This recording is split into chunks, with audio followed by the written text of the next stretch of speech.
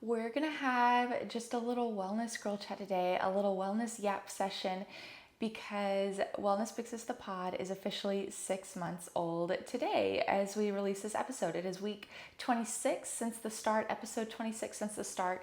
So it's an exciting day. I can't believe I've made it, 6 months of filming consistently and podcasting consistently once a week. So I appreciate you guys for following along. And today we're just going to have a little wellness girl chat, a little big sister wellness yap session, and dive into some of the questions that I commonly get. So I'm your host, Dr. Kelsey Vick, a board certified orthopedic doctor of physical therapy and a pelvic floor physical therapist and the owner of the Ella Wellness Sisterhood. And a little background on this podcast. It started out as a way for me to sort of educate and guide and do more long form content after a challenge from one of my cousins. She was like, Kelsey, you know what? You should try and start a podcast. And I always thought that I wanted to eventually with Ella Wellness, but I was like, you know what? Not yet. Let me just get my footing before I add one more thing. But the podcast has truly been a way for me to dive into some super duper cool, trendy topics, but clear the air on some of the sort of trendy phrases surrounding them and back it up with truth and science and physiology and anatomy and neurology and all of it. So I've absolutely loved doing it. I've loved educating. I've loved teaching.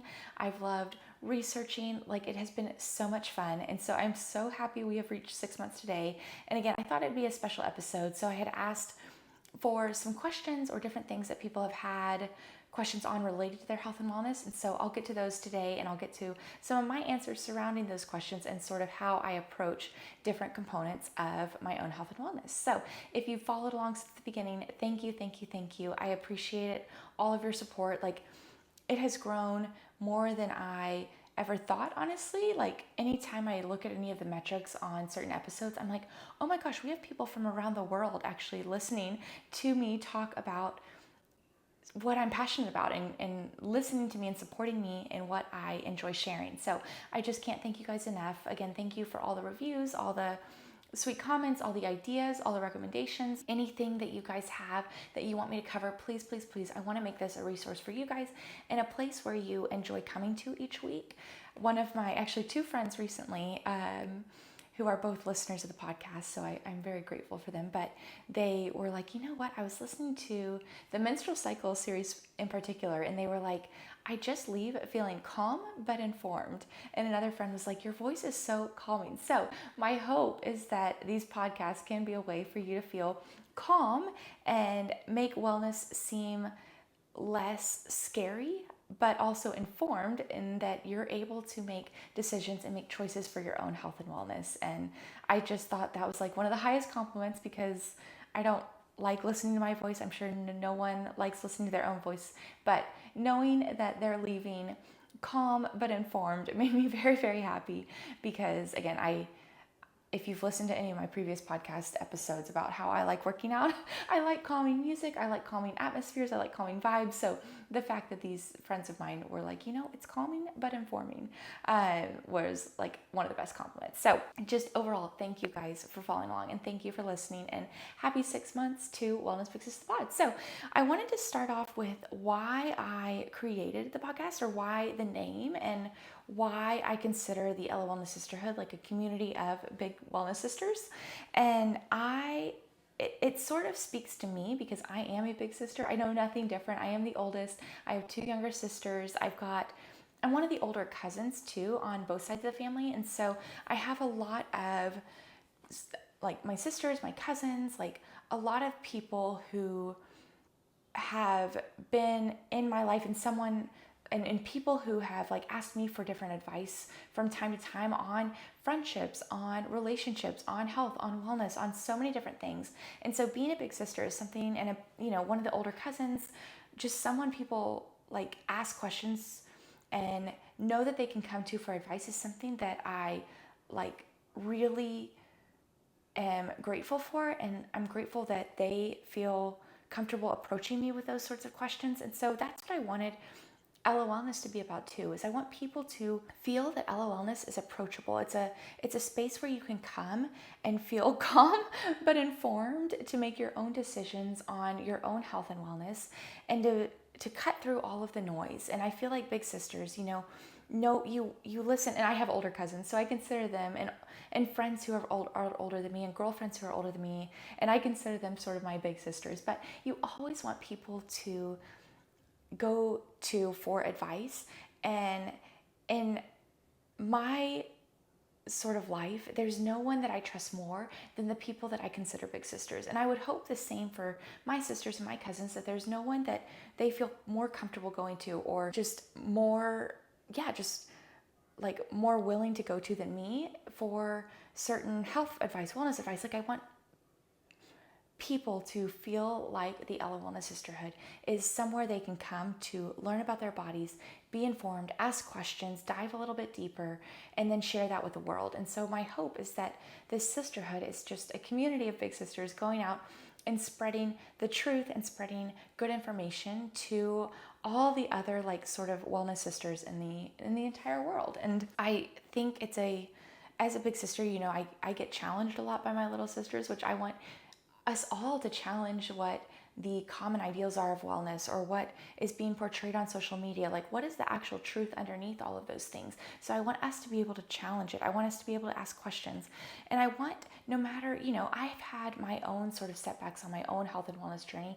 And I know, relationships or just certain life things that you have setbacks on, and you go to a big sister or a mentor knowing that they won't judge you. And so I want this Ella Wellness Sisterhood and the Wellness Big Sis podcast to be a place where you don't feel judged either, even if you've fallen off the wagon in your health and wellness or whatever that might be. A place where you can always come back to without judgment, full of love, like knowing that my hope is that I will be able to support you in whatever way, and that this whole community will be able to support you in whatever way you need, just like a big sister would be able to. So I feel like we all need that sort of wellness big sister to help pave the way for us. And I know I have them in my life.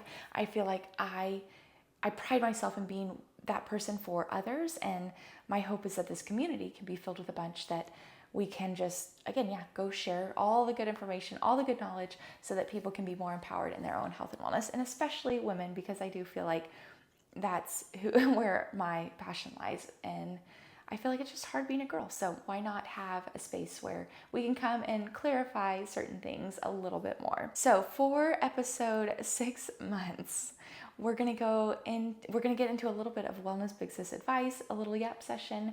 I had people reach out on certain questions. So I think there's maybe 3 or 4 big ones that we'll sort of dive into today, and just sort of, wellness girl chat about it. So the first question was, how do I even start on a wellness journey when everything is so confusing and contradicting? Which is such a great question. So I grouped this into kind of 2 questions, like how do I even start on a wellness journey? And then how do I cut through the noise in all of the health and wellness information that's shared online? So for starters, when starting on a health and wellness journey, I look at it as needing to start really slow and setting small attainable goals. For me, it's easy for me to look at this in regards to movement. And so for movement, anytime I feel less motivated, I will simply go for the lowest barrier to entry. I'll go for the activity with the lowest barrier for me. So usually that's a walk. I'll be like, okay, 5 minutes or whatever, a circle around my block, and let's see how I feel after that. Or, okay, Kelsey, just one core circuit, 5 minutes, 10 minutes, and then see how you feel after that. And usually once I get over that barrier, I'm more likely to continue my workout, to continue my walk, or whatever that is. And even for sleep, right? Sleep is one of my goals right now, but looking and seeing how can I make small steps each day build up to improve the overall time that I'm able to sleep and the quality of my sleep. So take it slow and small attainable goals. So that could be 5 minutes of a workout. That could be setting your alarm to go to sleep 5 minutes before, actually being purposeful, or putting your phone away 5 minutes before you normally would, super small attainable goals. I also think a lot of people look at starting a wellness journey as this big sort of, or health journey. And I say wellness journey, that could be any goals. That could be movement, fueling, whatever, sleep, stress management, whatever it is. I feel like it seems like this lofty thing, but it's also, I want you guys to remember, if you're in this position, that it's a great time to start to set up foundational principles. You can look at it as an opportunity to reset, especially if you're restarting a wellness journey where you've been off the wagon for a little bit and you're like, you know what, I don't feel as good in my body right now. I need to start moving more, feeling my body better, hydrating better, whatever it is. Think of it as a restart to really set those foundational principles. Even, I don't know if any of you guys have ever moved, but anytime I move, I like clean out my wardrobe. I clean out all of the different things in my kitchen appliances that I don't need. Or, you just have these things that sort of build up in your life. And especially when you're moving, that when you do move to a new house or a new place, you want to sort of purge. And I look at it starting or restarting a wellness journey in the same way, where it's a time that we can set up those really, really solid foundational principles. So you should look at it as sort of exciting, where you're like, okay, this is the reason I fell off the wagon, especially if you're restarting. Like, this is the reason it didn't work before. What am I going to change now? How can I set up those good foundational principles now so that I'm not ending up in the same situation I was before? The other thing to mention is, and this is super important to me, but you're going to feel extremely motivated in whatever that journey that you're trying to go on at first is. So whether it's movement, whether it's fueling, whether it's mindfulness, whether it's sleep, whatever it is, like whatever component of wellness that you're trying to improve on or start, you're going to feel motivated at the start, but that motivation is going to wane a little bit. And so it's important to find that deeper why behind why you want to start this wellness journey. So for me, I have, and again, I know this is like overkill, and you guys have probably, if you've listened to me for a while, you probably know this concept already, but I have the concept of the longevity fund that is sort of my deeper why and something I come back to when I start to lose discipline or I notice myself getting off my wellness wagon a little bit. And so the longevity fund for me is, as a physical therapist, I see patients every day who are on some sort of healing journey, whether that be from pain or a surgery or whatever. And the patients that heal the best are the ones with the largest longevity funds, meaning they are the ones who have consistently put in little healthy habits day after day throughout their life. Drinking the appropriate amounts of water, fueling themselves the right way, a little workout, a little mindfulness session, breath work, like controlling their stress, whatever it is. It's these little habits every day. And so I look at my own sort of wellness journey on any little habit that I do. So getting to bed on time, that is another deposit in that longevity fund. Moving in a way that feels good for my body and that's agreeable with where I'm at in my menstrual cycle, add that to the longevity fund. And so over time, it's this sort of enlarging fund that when I go through an injury, when I go through a mental health crisis, when I'm in a traumatic accident, or for some reason my wellness journey is going to take a pause for a period of time, I can come back to that longevity fund knowing that I have the reserves to pull from and knowing that I'm going to be able to get back there again. So that's one of my deeper whys. The other one is because I want to be able to move and enjoy life in the best way I can for the longest amount of time that I can. And so that feeds back into the longevity fund, where I would love to be 80 and being able to sit crisscross applesauce on the ground with my grandkids and then getting up and moving and being the grandma to swing on the swings or whatever. So I think about those things, and being able to do that at 80 is due to all of these habits that I'm putting in right now into that longevity fund, even when I'm in my 20s. So that's sort of my deeper why. And an example for you guys, if you want to steal that one, go ahead. It definitely motivates me.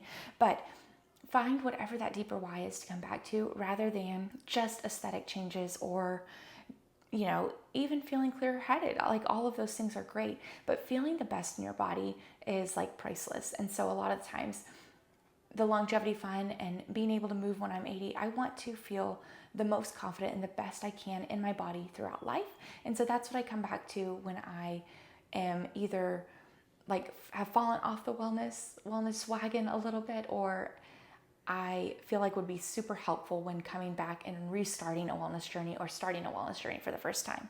And then the last thing I have on this is the KISS principle. So keep it simple, stupid, which I don't know if that's just a principle that I've heard or if that's like super common, but when cutting through all the noise on social media, on podcasts, on wherever you're consuming content on health and wellness stuff, keep it simple, stupid, right? So move, hydrate, fuel, sleep, pray, and relationships, right? Just come back to these basic pillars where, okay, am I moving? Am I fueling my body the right way? Am I sleeping? Am I hydrating? Am I spending time with friends and family and with people that I love and that love me? And am I doing some sort of prayer, mindfulness, like breathwork session to really hone in on more of that spiritual and psychological component? So forget all of the loud and crazy like product recommendations or fitness program recommendations and just come back to those basic pillars and keep checking them off the list every single day, and you'll eventually have this nice routine and this nice pattern for yourself as you're either restarting a wellness journey or re-embarking on a wellness journey, or even just starting a wellness journey, from the very beginning. The next question was, how do you set goals? And I took this as sort of broad. So for my business, I get more micro about it, I guess. I have like an Excel document and a spreadsheet. And again, like all the marketing people are like, why are you still using Excel? But it's what I know, it's what I'm comfortable with. So I have monthly goals that I set, and then I break it down each month into what I want to do for each of those goals. And usually the monthly goal is like a broad goal. So it's like, outreach or research or think, even like create something like that, something really broad. And then I dive deeper into that each week of the month. So that's a little more micro. I have a feeling that's not what this person was talking about, but that's probably the most organized I get with goal setting. As far as wellness goals, there are some times that I do set goals. So for example, I've done a few triathlons and what's it called? Like the swim bike component, aqua bikes. And so that's a way for me to have goals for myself in regards to a race. I've also set goals to run twice a week. So those are more sort of movement goals I have. But in general, I look, especially in the form of movement, I don't really have goals anymore because it is such a lifestyle for me now, where you get to the point where it becomes part of who you are and part of how you feel good in your body. And so you're more motivated to do that. So for movement, it's kind of easy for me to have that consistency without needing to set goals, unless I want to do a triathlon or I want to do an aqua bike or I want to be able to run more or whatever that is. So I will add wellness or movement goals when it comes to that. But for other wellness goals, I'm very motivated by metrics. So my Aura ring is very good at telling me physiologically what's happening. So recently, my sleep has been declining over the last 8 weeks, is what it says. And so sleep is a main goal of mine right now. Stress management is always a main goal of mine. And cardiovascular health is always a main goal of mine, which is, and again, more recent goals, because those three I don't necessarily focus on as much as movement. Cardiovascular wise, that's where I threw in the 2 days of running to sort of test that heart muscle a little bit more and actually push it to its like greatest capacity so that I can help improve my heart health. But for sleep, it's easy for me to set goals based on the Aura ring. So I can see when I went to bed, when I woke up, and how I can shift that quality again based on my cycle too. So tracking has really helped with goal setting because I'm able to see over time how my goals have shifted or how my metrics have shifted based on the actions that I've put into my day to help those goals. Stress management too, that is one I am like really, really working on.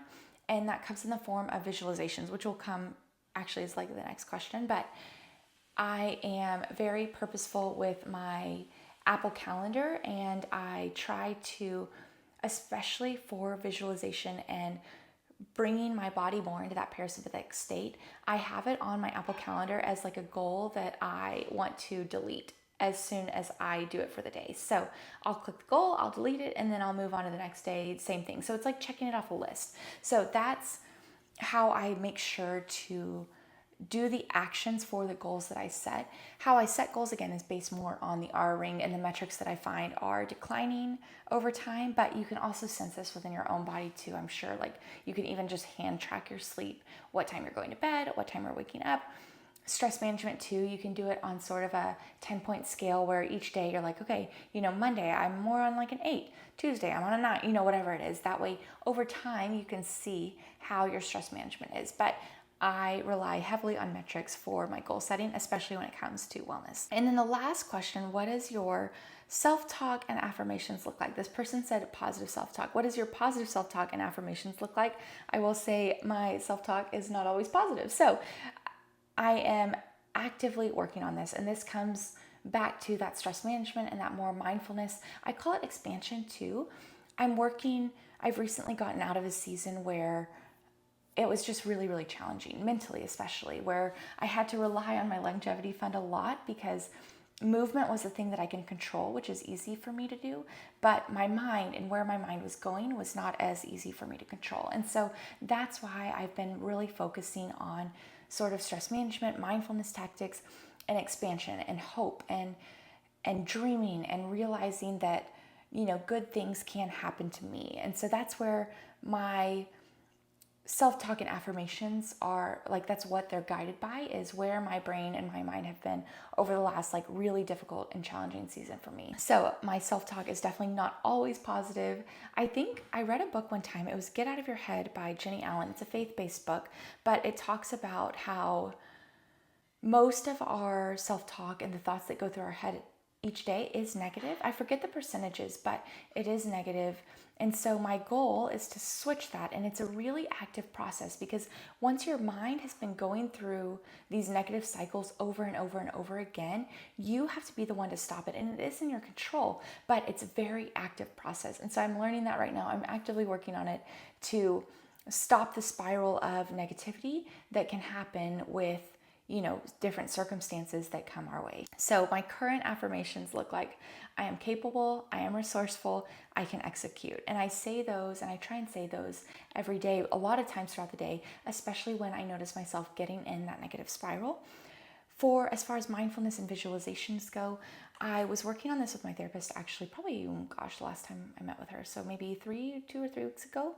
But she had me focus on why I felt like a little bit of a block or barrier mentally. And so the visualization that came up for me was me in this pasture with a fence around me, and it was an easily climbable fence. But in this visualization, I was not wanting to climb over it. I didn't feel comfortable climbing over it. And so each day I've sort of focused on that pasture and on that fence surrounding myself. And each day, the more that I sit with it and the more that I think about it and the more that I just set my mind in that space, the lower that fence has gotten, the more able I am to climb out of that barrier, the more able I am to expand my mind to have, to be limitless, right? To not have any of those barriers that I previously had. So that gets a little bit deep, I guess, but that's where my mind went. And so I think this is a goal that I've recently set, is being more purposeful about having that mindfulness session every single day and that visualization session every single day to really rewire my brain so that I can approach situations with hope, with dreaming, with expansion, with opportunity, with good things rather than a negativity spiral. And again, it's a very active process. And I will say, as much as I have this on my calendar every day. I call it like a horse and pasture visualization, because in this sort of mindfulness and visualization, I love horses, but a horse will come up and sort of like, I'll jump on the horse's back and we'll sort of guide together in the pasture, and we'll run and go all the way through the fields, again, signaling expansion and opportunity and finding new horizons, I guess. So I have not been 100% compliant with that visualization every day, but that is something that I am actively working on right now, that I have a goal set for. Something that I'm working on is my positive self-talk to myself, and then also these affirmations. And again, it's a very active process. But the other thing that I've learned is not judging myself for having those negative thoughts or that negative spiral, just simply accepting it and then moving it on. There is a type of meditation, I think it's, oh gosh, I don't even want to say it. I can't remember the type of meditation, where you notice a thought and just let it move on. And so I've really been working on that, just not judging whatever the thought is that I have. So I hope that answered your question about, again, self-talk and affirmations. But yeah, my affirmations right now they change, but right now these are really speaking to me. I am capable, I am resourceful, I can execute. So I loved doing this little wellness girl chat with you guys. I hope you enjoyed this sort of free-form episode and getting to know me a little bit more, getting to know a little bit more about the Wellness Fixes podcast, the L Wellness Sisterhood. And again, thank you guys so much for following along. Happy 6 months to all of us. And again, I appreciate all of your support. Words cannot seriously describe it, because anytime I see a new listener, a new follower of the podcast, or whatever, I'm just like, wow, thank you, thank you, thank you. It just means more than words can say. So thank you guys so much for listening to this episode, and I'll see you guys again on the next Wellness Fixes podcast episode.